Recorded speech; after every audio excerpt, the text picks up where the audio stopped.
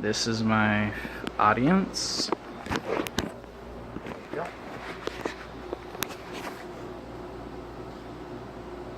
Alright. Energy is a huge deal because we use it for everything. We use it as lights. We use it to drive cars. We also use it to just keep ourselves alive because we run on energy.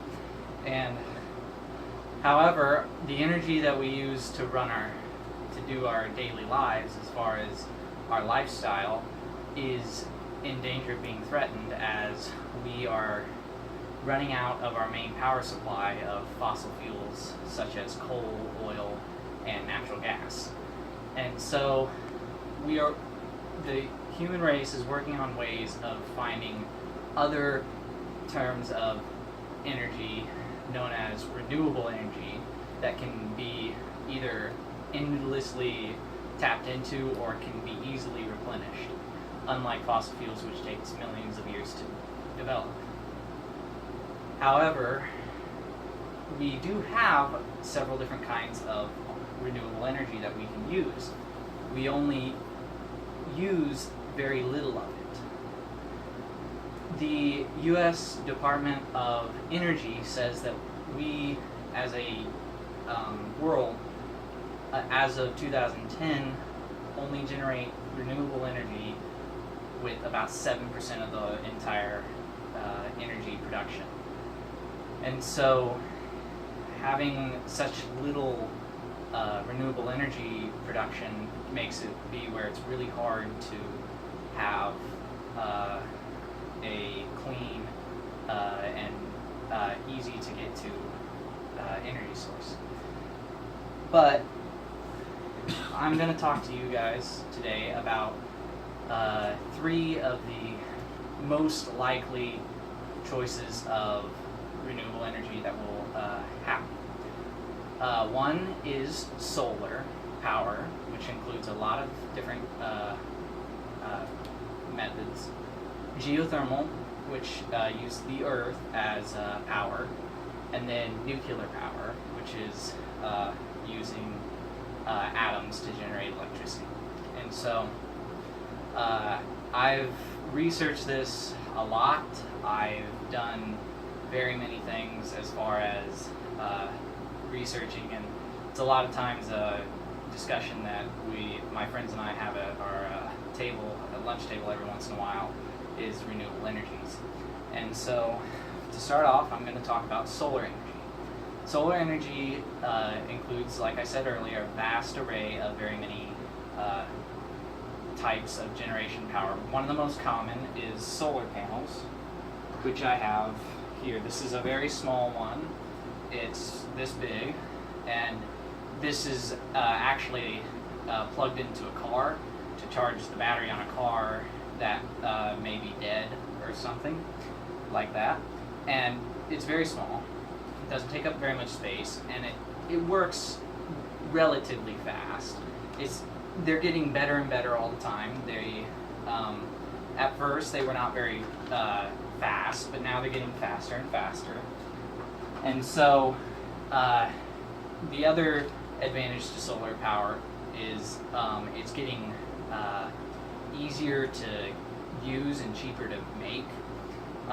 One of the other ways that we use solar power is in the form of windmills, wind power, because the sun heats the air and the air then moves across the windmills. Therefore, it's solar power.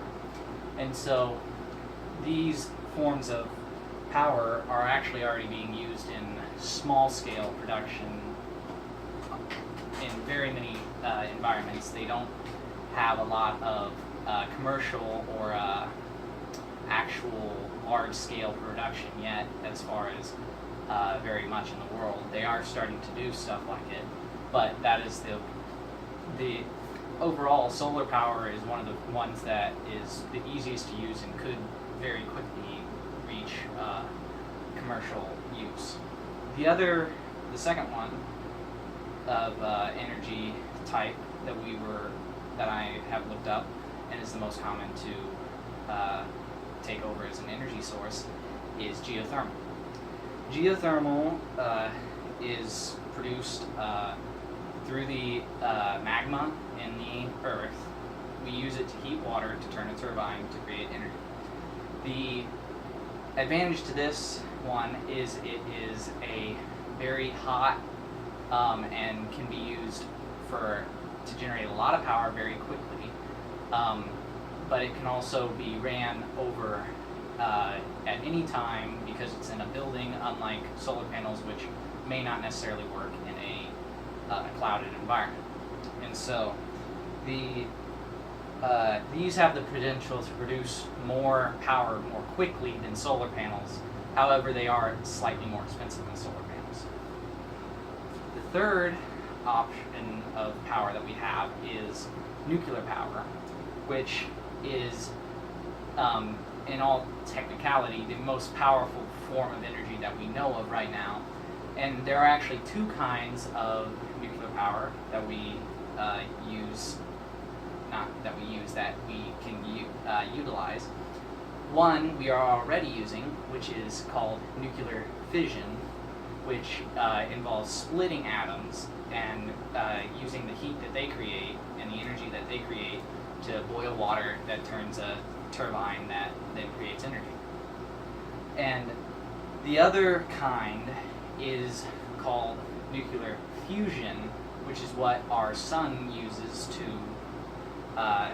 produce the light that we see with. Nuclear fusion is more powerful than nuclear fission, and unfortunately requires a lot of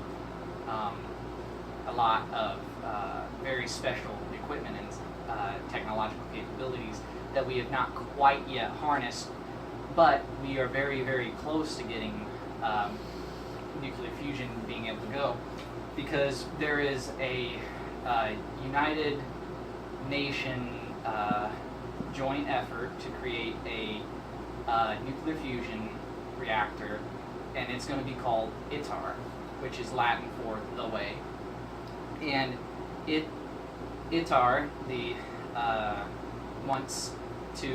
their schedule predicts that and this is quoted, first plasma is scheduled for December 2025. This is the official start of the ITAR operation, which then they would start producing energy off of the nuclear fusion. And this just shows how many different possibilities we have to using nuclear fusion and geothermal and solar power to power our lifestyles. It is, however, very unlikely that a single one of these solutions is going to replace everything. It will probably be a combination of using several of these different methods. And so, to be able to solve our global energy crisis, we need to be able to open our minds to the possibilities of all the different kinds of energy sources that we could utilize instead of relying on just one energy source. That's it.